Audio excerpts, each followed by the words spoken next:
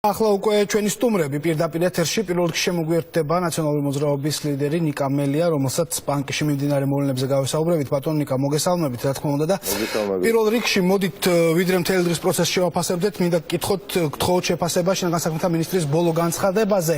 რას ნიშნავდა გახარიას გადაწყვეტილება, დააყვა თუ არა ხელისუფლება ადგილობრივი მოსახლეობის ნებას?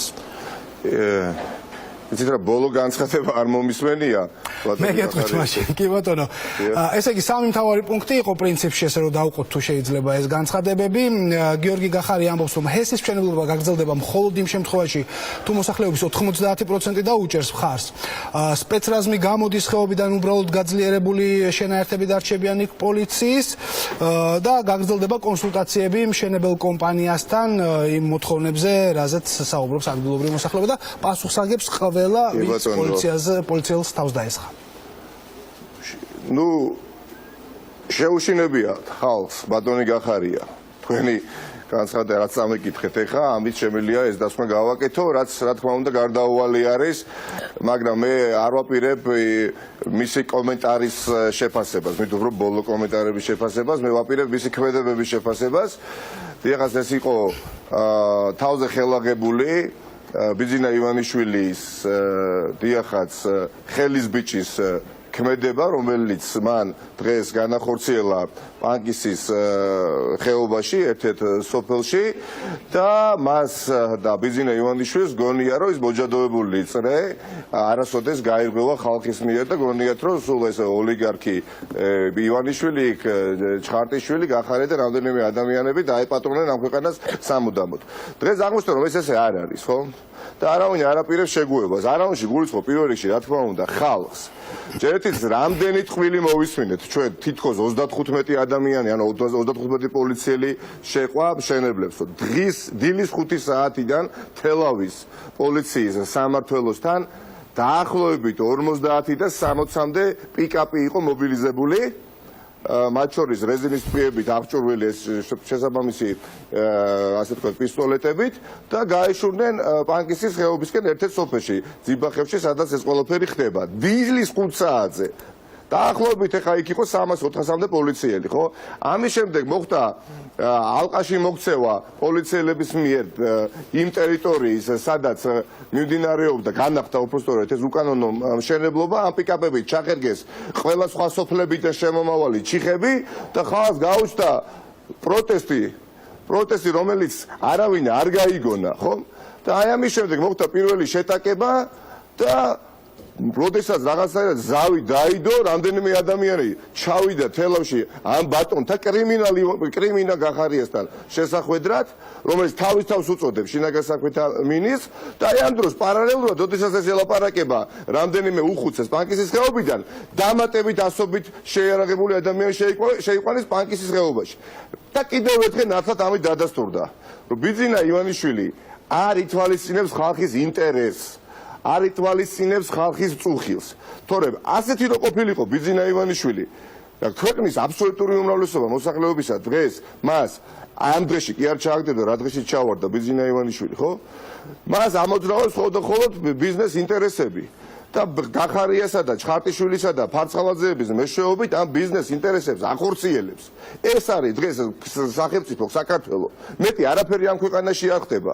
არავინ არ დაიჯეროს და ციფრებიც ამაზე მეტყველებს. ქვეყანაში სადაც უკანასკნელი 7 წლის განმავლობაში კვეთრად შემცირდა ინვესტიციები და საინვესტიციო გარემო, რბილად ვთქვათ, გაუარესდა და უარესდება წლიდან წლამდე, უცბად თურმე ინვესტორი და დაინტერესდა პანკისის ხეობაში აი ამ ჰესის მშენებლობით და ამ ინვესტორის უფლებების დაცვას ახორციელებს ბატონი გახარია, პირდაპირ გეუბნებით და უაპელაციოთ. დიახაც, ივანიშვილის ინტერესია, ბიზნეს ინტერესი, ისევე როგორც ჰექტრობით მეიტაცა ტერიტორიები თბილისიდან, ხო? და საკუთარ საკარბიდამოს მიუერთა. ჩვენ რაღაცები დაგვავიწყდა. ადამიანია, რომელიც შუა გულ თბილისში იტაცებს ტერიტორიებს და იქ აშენებს საკუთარ საქმეს. ბატონ ნიკა, როგორ განვითარდება მოვლენები პანკისის ხეობაში, როგორ ფიქრობთ, შეეცდება მაინც ხელისუფლება წესრიგის პოლიციის წესრიგის დამყარებას თუ ადგილობრივები მიაღწევენ თავისას? უნდა ჩატარდეს, ხვალ არის თავდაცვის კომიტეტის ხდომა და მე კოლეგებთან ერთად აუცილებლად დავესწრებით დილით და გაგრძელდეს დაიწყოს უпростоრად საპარლამენტო მოსვენები, არ იქნება ეს ადვილი ხელისუფლების მათ უნდა ეყოთ ვაჟკაცობა და მობრძანდნენ იქ და ძალიან ჭახე კითხვის პასუხი გასცენ და მათ შორის თავარი რამ უნდა გავაგებიონ. ამ რა პოლიტიკაა, რა ტურიზმის პოლიტიკა როგორი არის ამ ქვეყანაში? ტურიზმ ვითარებთ თუ ტურისტული ლოკაციების შუაგულში ჰესებს დგამთ. რა გვინდა? ჰესებად ვაქციოთ ქვეყანა თუ ტურიზმი გავავითაროთ? ეს უმთავრესი ჩემის აზრით თავარი კითხვა, რომელზეც პასუხი უნდა გაეცეს. ასევე ძალიან ეს არის ნამდვილად ამ დღევანდელი დღის თავარი პრობლემა თუ უფრო ის კონფლიქტი, რომელიც შეიძლება განვითარებულიყო პარკში. ტურიზმი ცოტა არა, ესეც არის. ხელისუფლება რა საუბრობს? ხელისუფლება ერთ არგუმენტს ებღაუჭება, რომ თითქოს მე იქ რაღაცა ინვესტიციას ვახორციელებ, ინვესტორის ხელშეწყობას ვახდენ. ხო, რაც არის მკვდარი სიცრუე. ამაზეც დაწვრილებითი პასუხები უნდა მოვისმინოთ. დღეს ჩვენ დავინახეთ, რომ ქვეყანაში მოშლილი არის უსაფრთხოების მთლიანად სისტემა, არ არსებობს არც დაზვერვა, არც უშიშროება, არც კონტრდაზვერვა. ჯერ ადრეში ჩააგდეს ეს პოლიციელები, ხომ? ჯოხებით იყვნენ პოლიციელები, ხახდო? ჯერ 1000-მდე პოლიციელი შეიყვანეს და რა დღეში ჩააგდეს თავად პოლიციელები, ხო? ის ხო თავისთავად უმძიმესი დანაშაული ჩაიდინეს, რომელზეც აუცილებლად აგებს ბატონი გახარია პასუხს. ესეთი ცინიკური შინაგან საქმეთა მინისტრი ამ ქვეყანას არ ყოლია, ხახდო? ჯერ ხან თვალს აფაჭუნებს, ხან იქ წერილიგინა თუ სიხარულიო ამაზე ლაზღანდარობს. დღეს თურმე ჟურნალისტმა, რომელმაც ცელსადენი გაზი გადაყლაპა, ხო? და პრაქტიკულად მოწამლული იყო, ხო? ბევრი ადამიანი სულ თქვა მინიმუმ შეკრული ჰქონდათ, ხო? ამ ადამიანს ეუბნება ცინიკურად, გაიღიმეო. ეს ადამიანი მას შემდეგ, რაც მან გომელაურმა და ბიძინა ივანიშვილმა ჩაიდინეს პანკისის ხეობაში, თემილ მაჩალიკაშვილის დახვეწით საკუთარ ლოგიში, დღეს ჩადის პანკისის ხეობაში და დარბევის შემდეგ კიდე ცინიკურად ეუბნება ითხოვ საზოგადოებას, რომ და ჟურნალისტებს ვაჩვენოს, რომ გაიცინეთო. მე მინდა ხაზი გაუსვა, რამდენად კანონმორჩილი ხალხი ცხოვრობს პანკისის ხეობაში. საკუთარი თანახეობელი, საკუთარი თანასოფლელი, მეგობარი, ნათესავი ლოგიში დაუხრიტეს და დღემდე კანონმორჩილად ითხოვენ გამოძიებას და მართალია წინ ძრო არ არის არაფერი, მაგრამ კარავში იძულებულია ბატონი მაჩალიკაშვილი ცხოვრობდეს თვეების განმავლობაში, მაგრამ მსგავსი დესტაბილიზაციის ნიშანს წყალიც ამოხტარა პანკისის ხეობაში და ისა მოუყვეს ეს ზღაპრები გახარიამ ივანიშვილს, რომ თითქოს ამ ხეობაში ვინმე არის მომართული დესტაბილიზაციისკენ.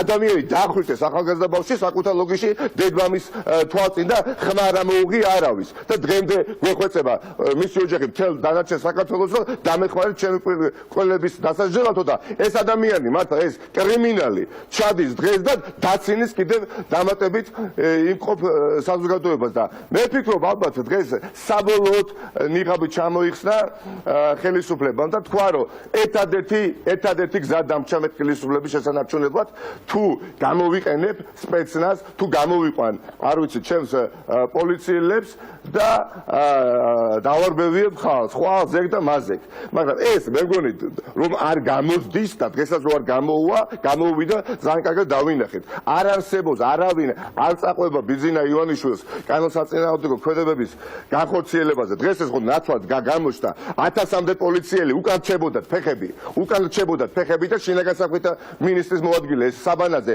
ჩავიდა იქ იმიტომ რომ ძალიან კარგად ხედავდა რომ პოლიცია ბრძანებას და სპეციალიზებულ ბრძანებას არ ასრულებდა და ვერ ასრულებდნენ იშვიათი გამონაკლისის გარდა 1000-მდე პოლიციელი იდგა და ეტყობოდათ რომ იქ დგომას ერჩივათ ყველაფერი მიწე გაწყვდომოდათ და თქვენ გონიათ ეს შეუძლებელი ხდება? არავინ არ დაემორჩილება ბიძინა ივანიშვილსა და გახარიას იქ სადაც ხალხის ნება არის სრულიად სხვა.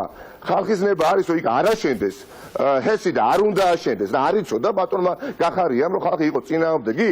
არა იცოდა უბრალოდ ეცადა რომ ამ ფონზე ბატონო პოლიციელებზე თავდასხმას როგორ შეაფასებთ პოლიციელებისთვის წინააღმდეგობის გაწევას ეს მართლაც სერიოზული პროტესტი იყო სერიოზული რას მელაპარაკებით ერთი წუთი მივხვდით რა იყო პოლიციის თავდაცვა ის რომ მაჩალიკაშვილს რომ სახში რომ შეუვარდნენ და რომ დახრიტეს ხო ის პოლიციელი იყო გამაგებიეთ თუ კრიმინალი და ყაჩაღი იყო კაცო რას ვეძახით პოლიციას არ მოეთხოვება კანონისადმი პატივისცემა არ მოეთხოვება კონსტიტუციის სადმი პატივისცემა თუ რა პოლიციელია შეუძლიათ მოვიდნენ მოიტაცონ მუხტავი და გადააგდონ მეზობელ სახელმწიფოში დაარბიონ შვილმოყული მამები